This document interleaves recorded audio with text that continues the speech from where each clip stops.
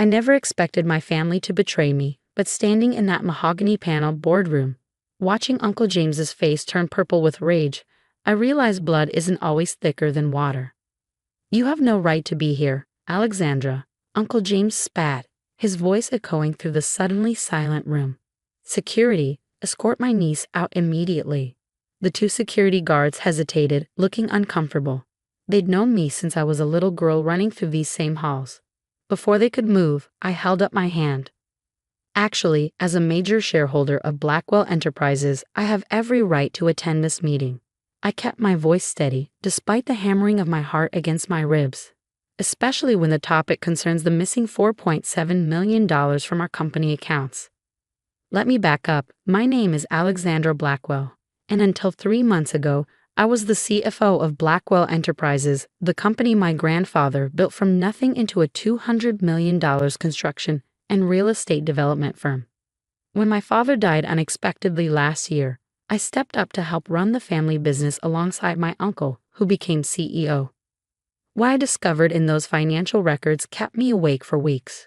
Growing up in the Blackwell family meant understanding our legacy. My grandfather, Richard Blackwell, started with a single truck and a dream in 1965. By the time I was born, Blackwell Enterprises had built half the skyline of our city. My earliest memories are of sitting on my father's knee in his office, helping him review blueprints. "Remember, Alex," my father would say, his voice gentle but firm. "This company isn't just about buildings. It's about trust. People trust us with their dreams." I took those words to heart. After getting my MBA, I joined the company, working my way through every department. No special treatment, that was my father's rule. "You'll earn respect by knowing this business inside and out," he insisted. And I did. By 30, I was the company's youngest CFO, working alongside my father, who had taken over as CEO after Grandpa's retirement. We made a good team. Dad was the visionary, beloved by clients and employees alike. I was the pragmatic one, watching the numbers, ensuring our growth remained sustainable. Then came the accident. A routine inspection at one of our construction sites, something Dad insisted on doing personally every month. The scaffolding collapse was ruled an accident, but it left Blackwell Enterprises without its heart and soul. At the funeral, Uncle James put his arm around my shoulders. "Don't worry, Alex. We'll get through this together." I believed him. Why wouldn't I? He was my father's brother, my godfather, the man who taught me to ride a bike and brought me ice cream when I had my tonsils removed. I trusted him completely. 2 weeks after the funeral, the board appointed Uncle James as CEO. It made sense. He'd been COO for years, working alongside my father. I remained as CFO, grateful for the continuity during such a difficult time. The first few months were a blur of grief and work. I threw myself into the company, determined to honor my father's legacy. Uncle James seemed to do the same, working late, taking meetings with new clients, expanding our operations. It was during the quarterly financial review that I first noticed something odd. A series of payments to a company I'd never heard of, Oceanic Consulting Group. 5 transfers over 3 months, totaling $4.7 million. "What's Oceanic Consulting?" I asked during our executive meeting. Uncle James barely looked up from his tablet. "New consultants. They're helping us expand into the Asian market." "I don't remember approving that expenditure," I said. He smiled, but it didn't reach his eyes. "The board approved it in executive session. You were at your mother's that week, remember? We didn't want to bother you with paperwork while you were caring for her." It sounded reasonable. Mom had taken Dad's death hard, and I had spent a week at her house, making sure she ate and took her medication. Still, something felt off.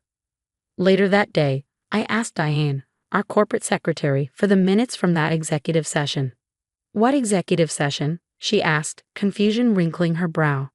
That night, I stayed late, digging through financial records. Oceanic Consulting Group had been incorporated just 3 months ago. Its registered address was a virtual office in the Cayman Islands. Its sole director was listed as JB Holdings. JB Holdings, James Blackwell Holdings. My uncle was embezzling from our family company. I spent the next week gathering evidence, carefully documenting every irregular transaction. There were more than just the payments to Oceanic. Project budgets with inflated materials costs. Subcontractors that existed only on paper, properties purchased at suspicious discounts, then resold to shell companies at massive markups. In total, nearly $12 million had been siphoned from Blackwell Enterprises in the 9 months since my father's death. The night before I planned to take my findings to the board, I received a call from Patricia Winters, the board's chairperson and my father's oldest friend. "Alexandra, I need to see you in my office tomorrow morning at 8 a.m. It's urgent." Her tone sent a chill down my spine. "What's this about, Patty?" A pause. "It's better we discuss it in person." I arrived the next morning to find not just Patricia, but the entire executive committee waiting. Uncle James sat at Patricia's right hand, his expression grave but with a glint of something that looked uncomfortably like triumph in his eyes. "Alexandra," Patricia began, her voice formal in a way it had never been before. "Serious allegations have been brought to the board's attention concerning financial irregularities under your supervision as CFO." I felt like I'd been punched. "What?" She slid a folder across the table. "These documents show systematic mismanagement of company funds, possibly rising to the level of embezzlement." My hands shook as I opened the folder. Inside were doctored versions of the very transactions I'd been investigating, but altered to make it appear I was the one responsible. "This is impossible," I said, looking up at the grim faces around the table. "These records have been falsified." "We've had 2 independent auditors review them," said Martin Green, another board member. "The evidence is quite compelling, Alexandra." I looked at my uncle, who was watching me with an expression of sad disappointment so perfect it must have been rehearsed. "James is behind this," I said flatly. "He's been stealing from the company for months. I have proof." "Alex," Uncle James interrupted softly, "I know you're under a lot of stress since Robert's passing. We all are. But this, accusing me to deflect from your own actions, it's beneath you." Given the seriousness of these allegations, Patricia continued, "the board has voted to suspend you from your duties pending a full investigation. We'll need your company credentials and devices before you leave today." I looked around the table at these people who had known me my entire life. People who had watched me grow up, who had attended my college graduation, who had mourned with me at my father's funeral. And not one of them was willing to consider that I might be innocent. Except I noticed my father's old friend Gerald Thompson, who sat silently at the end of the table, his brow furrowed in thought. I stood, dignity the only thing I had left. "You're making a terrible mistake, and you'll regret it." As I walked out, leaving my company laptop and badge behind, Uncle James caught up with me at the elevator. "Alex, wait." I turned, hope flaring briefly that perhaps this was all a misunderstanding. Instead, he leaned in close. "You should have stayed focused on the numbers and left the big decisions to me. Your father always knew you weren't cut out for real leadership." The elevator doors opened and I stepped inside, my mind reeling from his words. "Enjoy your early retirement," he called as the doors closed between us. The next 3 months were the hardest of my life. The investigation dragged on, carefully managed by my uncle to keep me away from the company. The board froze my shares, preventing me from voting or selling them. My professional reputation was in tatters. No one wanted to hire a CFO accused of embezzlement. But I wasn't idle. I still had friends within Blackwell Enterprises, people loyal to my father and suspicious of how quickly James had turned against me. Through them, I continued gathering evidence, building my case piece by painstaking piece. I also reached out to Gerald Thompson, the one board member who hadn't seemed convinced of my guilt. We met at his fishing cabin, well away from prying eyes. "I always thought something wasn't right about your father's accident," Gerald said as we sat on his deck, watching the sunset over the lake. The safety protocols at that site were state-of-the-art. Robert personally oversaw their installation. A chill ran through me. "You think it wasn't an accident?" Gerald sighed heavily. "I don't know, Alex. But I do know your uncle started making moves to consolidate power almost immediately afterward. Too quickly, like he was working from a playbook." "Help me, Gerald," I said. "Help me get back into that boardroom."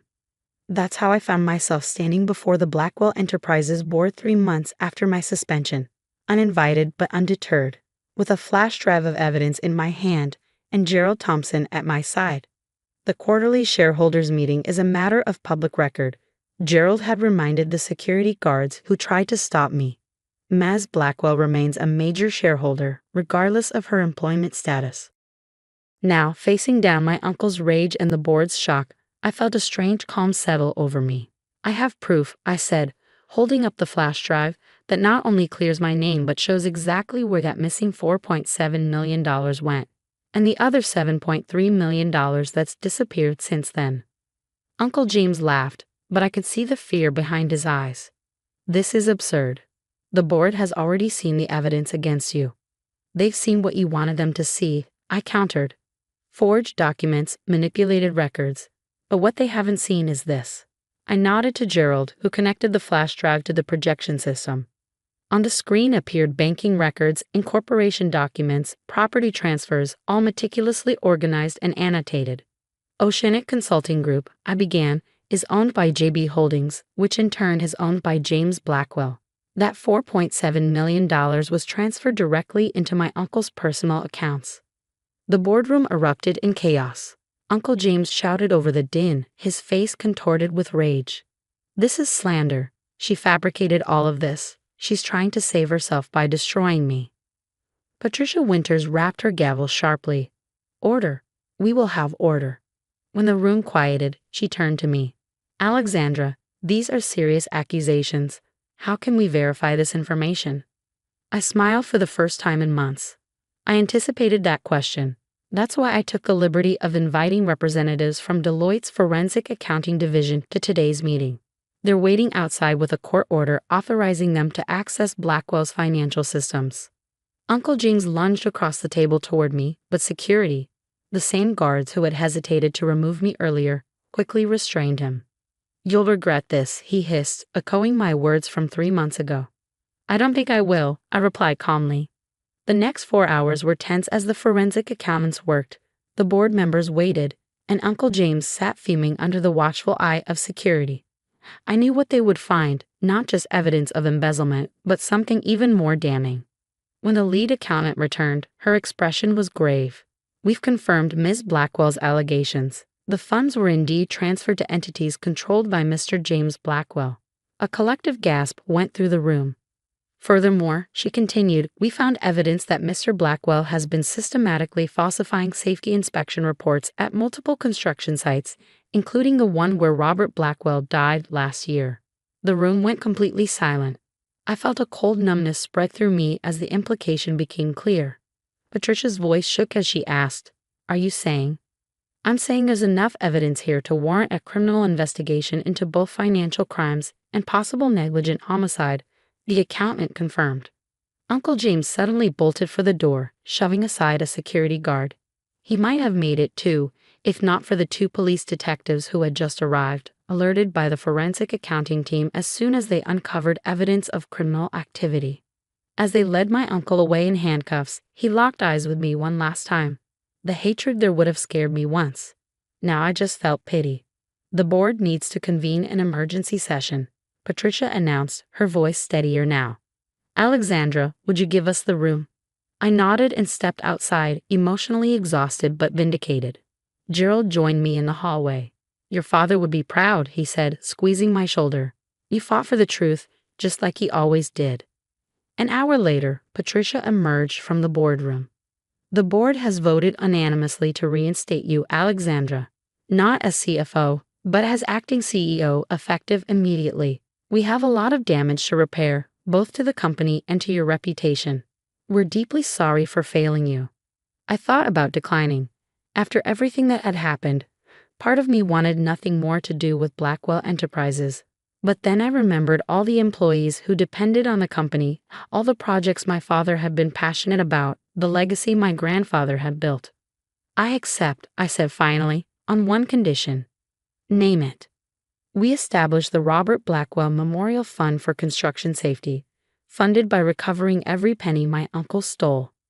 Patricia smiled, tears in her eyes. Consider it done. The next few months weren't easy. The company's reputation took a hit when the scandal became public. Several projects had to be delayed while we conducted proper safety reviews. The legal proceedings against my uncle revealed even more corruption than I had uncovered.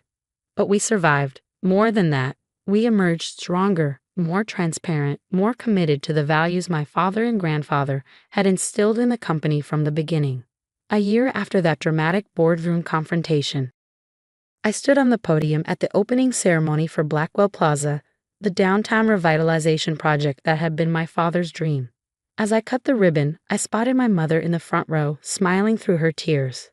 "This building stands as a testament to the Blackwell legacy," I told the gathered crowd.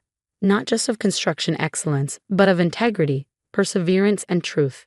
Some tried to steal that legacy, but they discovered what I've always known, that a foundation built on lies will inevitably crumble. Later, walking through the completed building with Gerald, I paused at the memorial plaque honoring my father. "Do you ever regret it?" Gerald asked. "Coming back that day, facing down your uncle, taking on the company?" I thought about it, remembering the fear, the isolation, the sleepless nights. Then I thought about the employees whose jobs I'd saved, the safety measures now in place protecting our workers, the restored integrity of the company my family had built. Not for a second, I answered truthfully. My father always said that Blackwell Enterprises isn't just about buildings, it's about trust. Rebuilding that trust was worth everything it cost me. As we continued our tour, I greeted employees by name, listened to their ideas, shared in their pride at what we'd accomplished together. My uncle had been wrong about me, wrong about leadership. Real leadership isn't about power or control. It's about service, about standing up for what's right, especially when it's difficult. That night, I sat in my father's old office, my office now, looking out at the city skyline we had helped shape. On my desk sat a framed photo of 3 generations of Blackwells. My grandfather, my father, and me, standing before the company's first major project. "We did it, Dad," I whispered to the quiet room. "We saved the company. We protected your legacy."